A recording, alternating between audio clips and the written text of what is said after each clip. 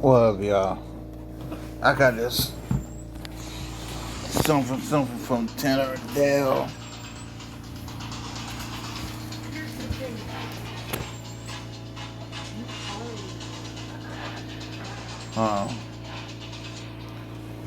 I got this little something from Tanner Adell. 2 awesome ideas to use on customers who are on the finish Talking line about her of signing an adoption agreement. story. Hold on. I found out as a teenager.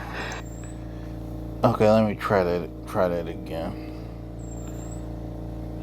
I have Tanner Adell here, talking about her adoption story, and I got some time, so let's get into it.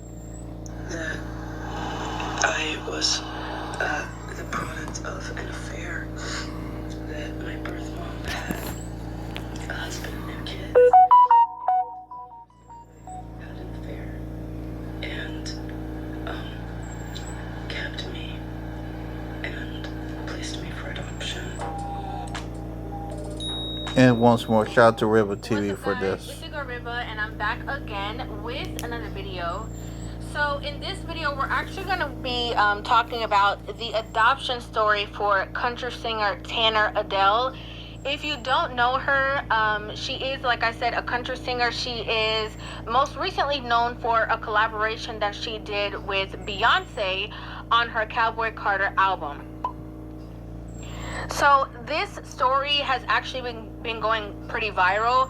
It's basically telling the reason that, you know, she was actually adopted had to do with her mother having an affair and stuff like that. I don't know all of the ins and outs of the details, but we're going to go ahead and watch her tell the story together. I was really nervous about posting that, but I posted it and I closed my phone. I didn't get anything. I was like, oh, look tomorrow. I'm so blown away. So what she's talking about is basically she made a song expressing herself and expressing everything that happened within the situation. And, you know, she made the song, she posted it, and she was basically referring to that. Like, she didn't, you know, after she posted that video, go back on social media, she didn't look at the comments, she just let it be what it was.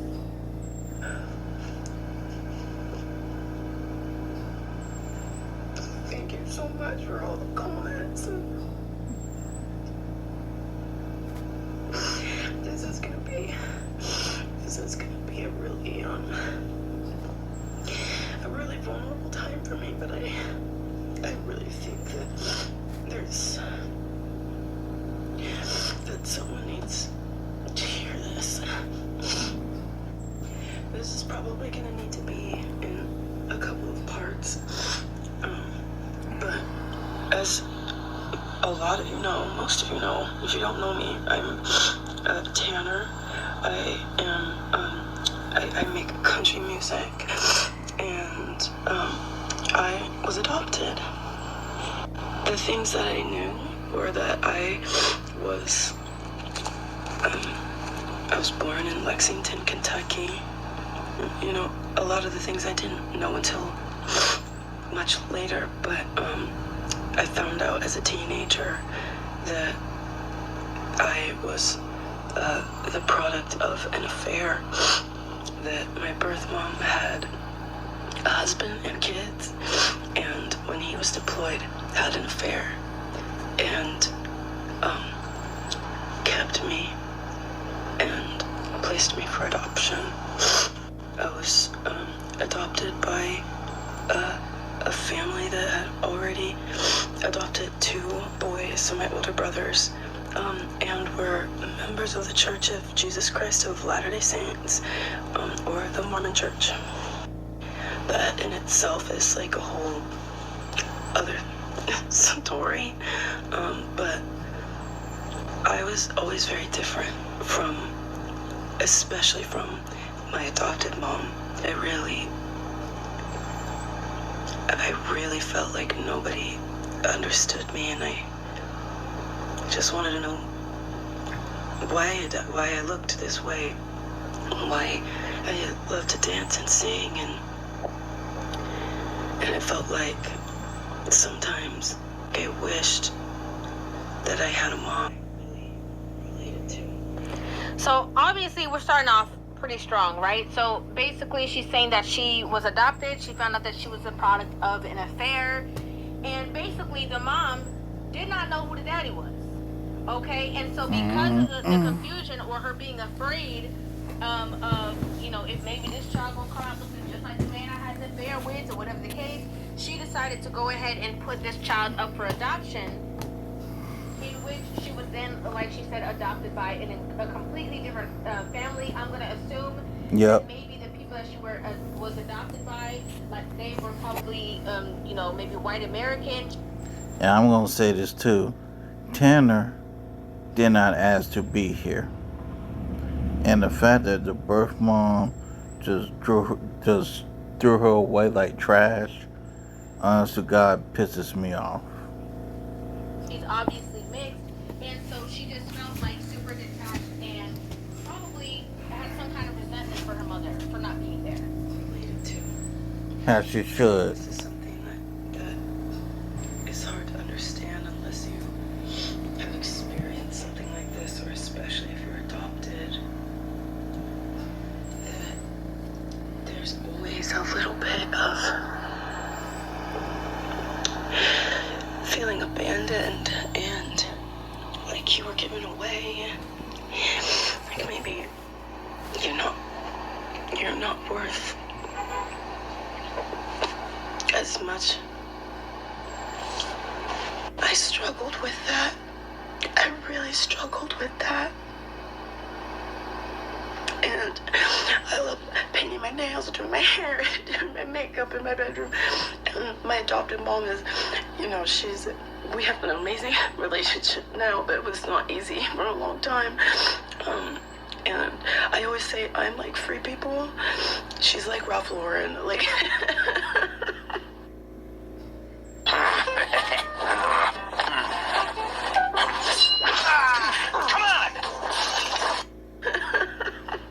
She would agree. But there were a lot of times that I just felt alone. And I would go to this place and envision what my mom, my birth mother,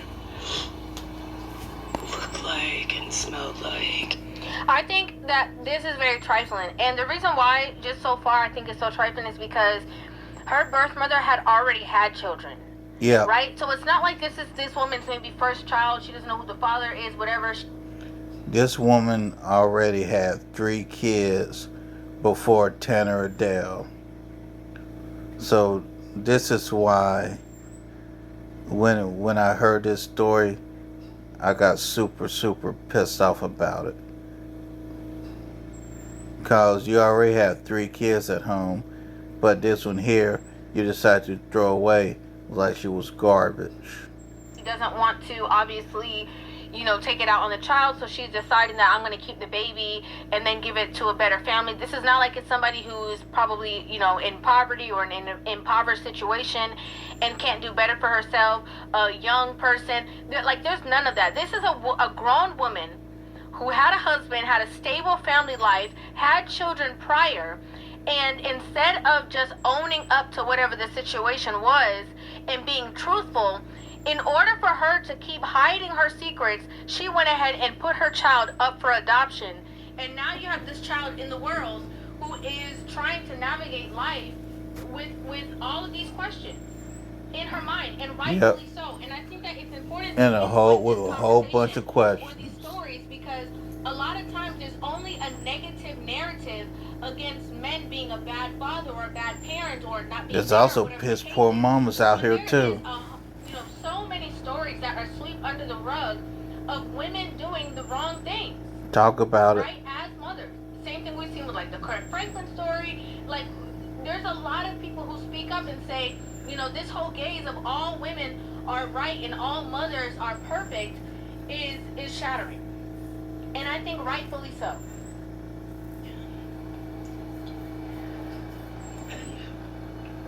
was a safe place that I would go.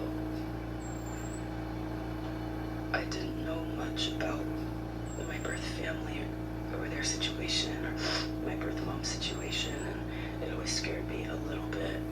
I just had these dreams of when I finally meet her and find out, you know, who she was.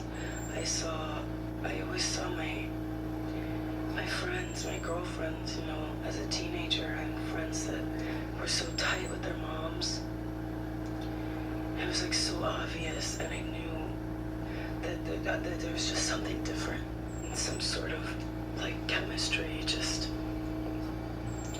some sort of biological connection that I didn't have, and I wanted that.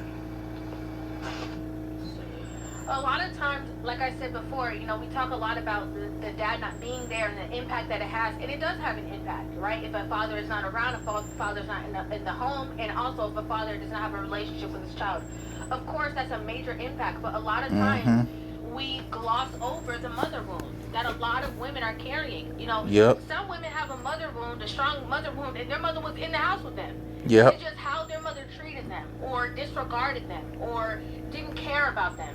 And so, again, her being so expressive about this situation, it can speak to a lot of women, not just women who were adopted, but women who actively, like I said, had mothers around who just never treated them or had that bond with them like she was always longing for. Because you have some women who lived in the house with their mom and were still longing for that bond that she saw with her other friends. So, and I'll probably stop this video right here. One year for Christmas, when I was like 17, maybe, my parents got us all, I have 5 or 4 siblings. We're all adopted, none of us are like blood related. They got us all ancestry DNA kits for fun, to see where we came from, you know. And then I'm just gonna, so picking up where I left off, me and all my adopted siblings got ancestry DNA kits for Christmas, and all of my like DNA came back, and I just was, you know, there wasn't any like family connections made, and there was nothing like too crazy. So I deleted the app, and you know what I mean, I felt like I know where I come from now, cool. So I deleted the app. I didn't even know that it was connected to my email. I feel like I didn't even know that I had an email. I'm gonna go back just to before that for a little bit of context. I tried to find my dad on Facebook. I had known his name because when I was 16, I got a birthday present from him. And I didn't know, that's a whole story too, but I didn't know, I didn't recognize the name, and my adopted mom told me who he was, so I knew his name. So I went on Facebook and I searched him up and found a guy that I thought was him from just a few pictures that I had seen. And I literally just sent a friend request. And like 2 minutes later, he messaged me and was like, I've been like waiting for you to turn 21. You're not 21 yet. Like, that was when your parents and I agreed that like I could contact you. I found out he had been living like not even 40 minutes away from me basically my whole life. So this woman has been living with this adopted family. The mother did this to go ahead and hide, you know, her indiscretions. The person who actually ended up reaching out to her, trying to get in contact with her, sending her a gift on her 16th birthday was her father, not the mother. And again, I need to remind you guys, this woman had already had children. So it's not like she wasn't actively a mother or did not know how to be. Can you understand? That's terrible. You literally, you know. This woman would rather cover up her mistake than owning her mistake. And that's in her eyes. But from what I see here, Tanner Adell was no mistake in any way, shape, form, and or fashion. Let's continue. Grew this person in your womb for 9 months, and you just detach yourself from this child so easily. And here this man is, who I don't know if that's the biological dad or the dad she thought she had. I'm not sure yet, but here he is trying to have a relationship, or is counting down the days on the calendar until his daughter turns 21 so that he can have a relationship with her. And the mother's nowhere to be found. There you are. Been looking all over for you. Contact with husband. Captivating. Have a relationship with her. And the mother's nowhere to be found. At this time, I think I was really young. It wasn't anything that I wanted to pursue, really. It was like we would catch up a couple times a year, but I didn't meet him. So by this point, I had deleted my ancestry DNA, and I had found my dad, and now I'm like a few years later. This email from Ancestry DNA said that I had a message waiting for me from someone.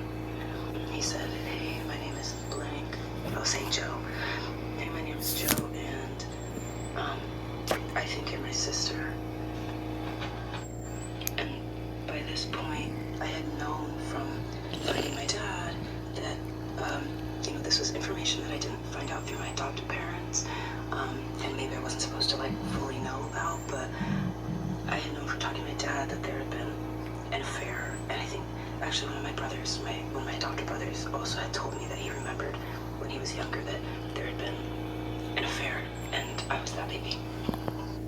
So it wasn't absolutely shocking to see a message like that. I just was like, oh yeah, I remember hearing that I had half siblings out there, and he left his phone number, and so I texted him, and oh my gosh, we should do the video together so you can hear his side of the story. It's crazy.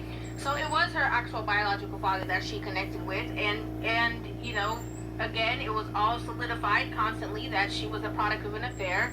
And I guess the father decided to tell her the truth of why she was in this predicament, what happened after all these years. And again, you would think that the mother would take that as her duty to be able to relay that information to her daughter that she knows she gave birth to, but she didn't, right? She decided to hide away from the situation, and here the man is there to pick up all these pieces. Yep.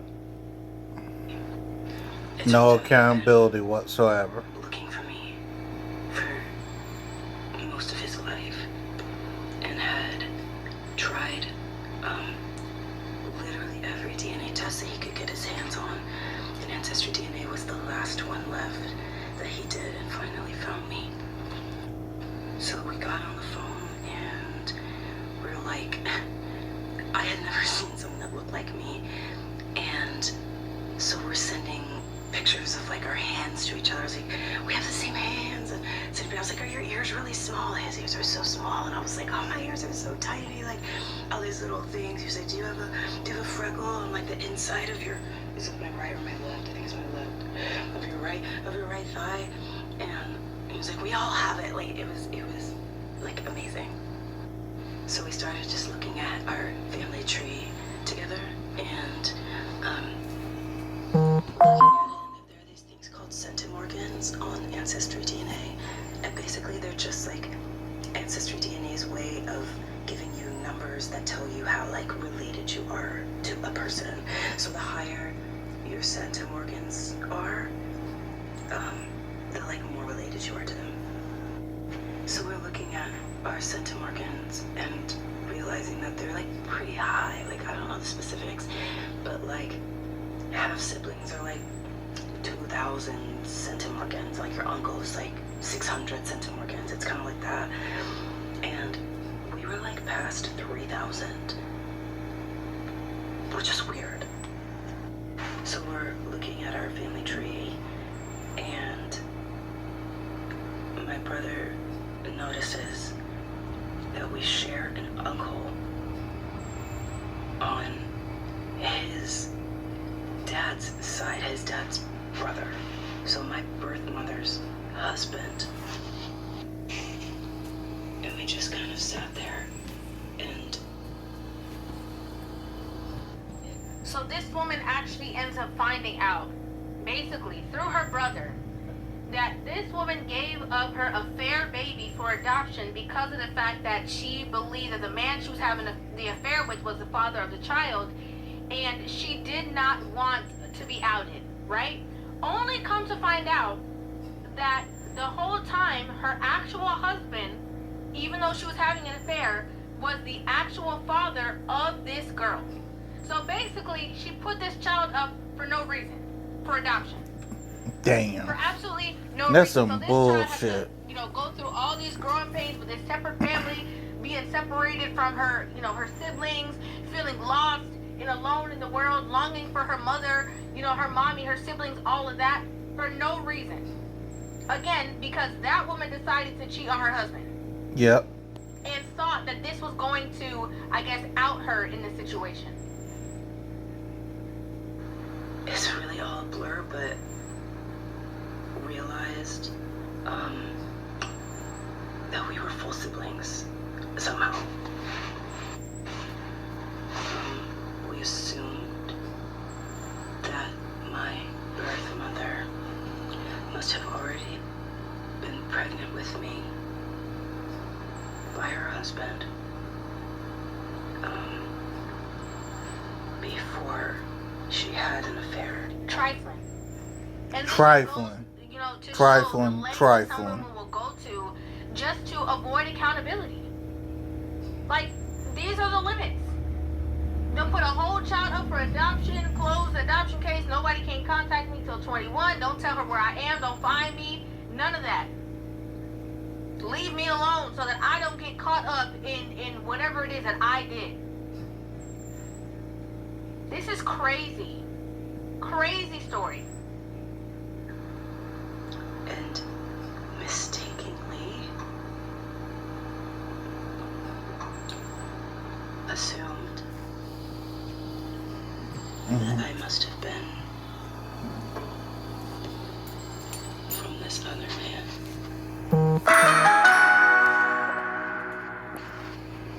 So obviously,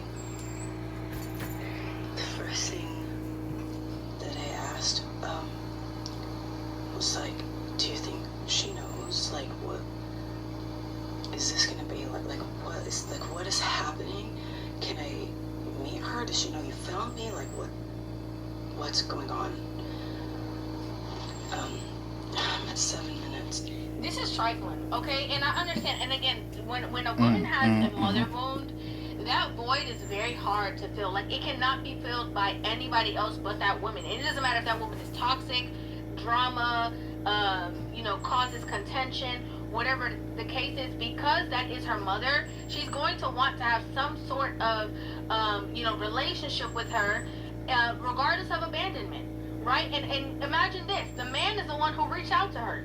He was like, I've been looking for you, I couldn't wait. He sent her the gift at 16, and she had no interest in getting to know that man. Okay, she talked to him on and off, didn't really care. But even the mother who she knew, put her up for adoption to avoid accountability, she still wanted to reach out with her and have some kind of relationship with her. All of this woman has shown her nothing but trifling behavior. This is why I think that, DNA tests should be mandatory. Damn right. They should be mandatory, regardless of what the situation is, because these women be lying so much, you don't even know if they the mama, and they the one that gave birth to the child. In the words of Chris Brown, these hoes ain't loyal. Like, I think that DNA tests need to be mandatory. So it's book your next hotel. If you don't book it, tests need to be mandatory. So I'm gonna do part 3. This is part 3 of my adoption story. And this one's gonna be the hardest.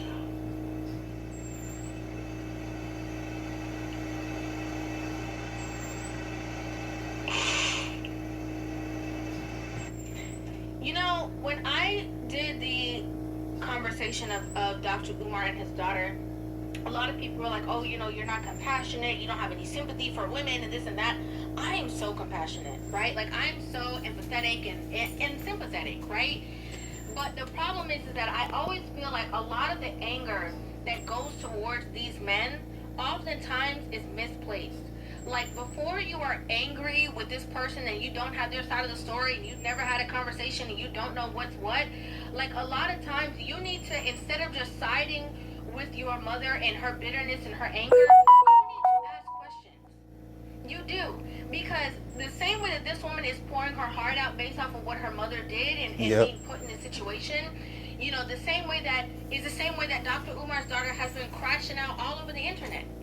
And, you know, everybody is blaming him for the crash out, but they're not blaming the mother for all of the negative seeds that she's planted in this girl. And again, there's that void there that only he can fill. And instead of allowing her daughter to have an effective relationship with this man, you know, and talk to him and try to build on something regardless of what happened in the past, because again, clearly he's the only one that can cool her flame. She just, you know, put all this negativity into her mind against this man and built this barrier, and that girl is clearly hurting. Clearly. You know, I saw recently that she literally went to the hospital for it because she's not okay mentally. It's just so sad. And a lot of times, like I said, with these family situations, the women get away scot-free while they were the ones who was throwing the rocks and hiding their hands the whole time. So picking up where I left off,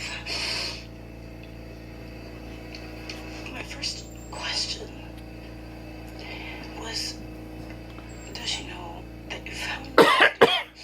Do you think she knows about that we're actually full siblings, that she didn't need to give me away?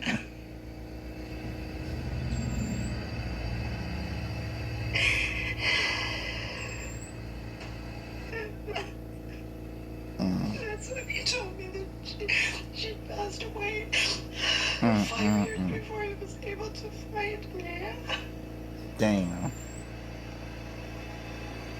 That sucks for Tanner. I didn't watch this before I played this video, okay? I had no idea anything that she was going to say within the story. I just saw some articles popping up about what happened, and this is so sad.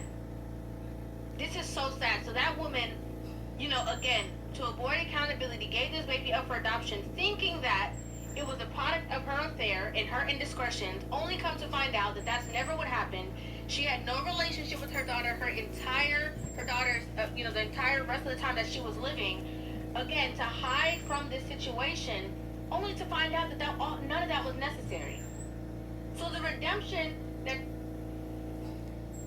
So the birth mom had a chance of redemption and didn't even take it. Damn shame. she could have gotten from the situation, or even building on it and explaining her side of the story, it never happened. And now she's still going to have this emptiness, regardless of. Mm-hmm. That's so sad.